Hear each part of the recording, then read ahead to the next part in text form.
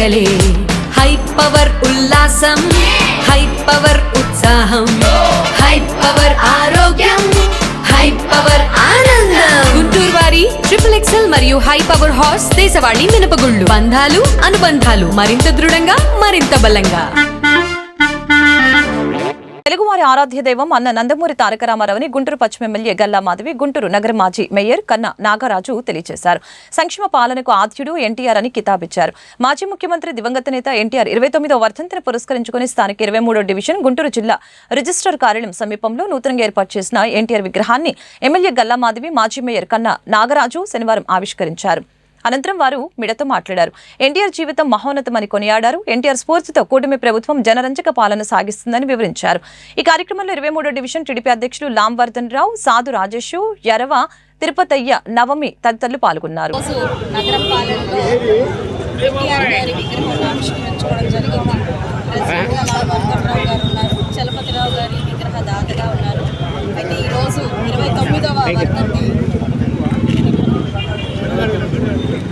తిరుపతయ్య గారి విగ్రహాన్ని దాతగా ఉన్నారు. అయితే 29వ వర్ధంతిని పురస్కరించుకొని ఈరోజు అన్న నందమూరి తారక రామారావు గారికి అందరూ కూడా నాయకులు, కార్యకర్తలు, అభిమానులు ఘన నివాళులు అర్పించడం జరిగింది.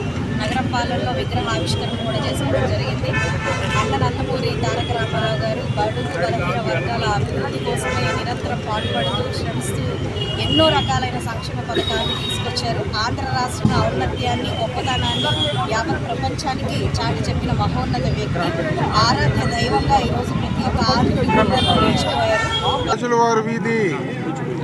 గాజులవారి వీధిలో ఏదైతే రిజిస్టర్ ఆఫీస్ ముందుగా ఎన్టీఆర్ గారు స్టాచ్యూని పెట్టుకోవడం అనేది చాలా గొప్ప విషయం.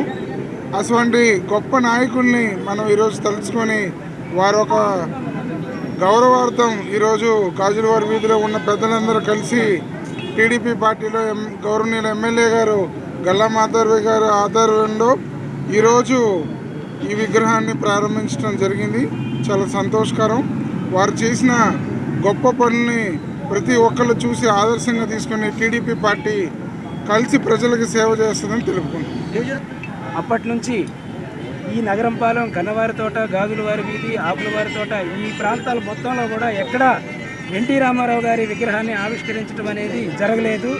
ఈ కార్యక్రమాన్ని మా వార్డు 171వ డివిజన్ బూత్ ప్రెసిడెంట్ అయినటువంటి పఠాన్ ముక్తుం గారు ఈ కార్యక్రమానికి నాంది పలికి మరి వాళ్ళ బంధువులు కానీ, స్నేహితులు కానీ, కాసిం సైదా గారు కానీ, సత్యం సింగ్ గారు కానీ, మస్తాన్ వలీ గారు కానీ, సుబానీ గారు కానీ, ఇట్లా ప్రత్యేకించి ముస్లిమ్స్ ఈ కార్యక్రమానికి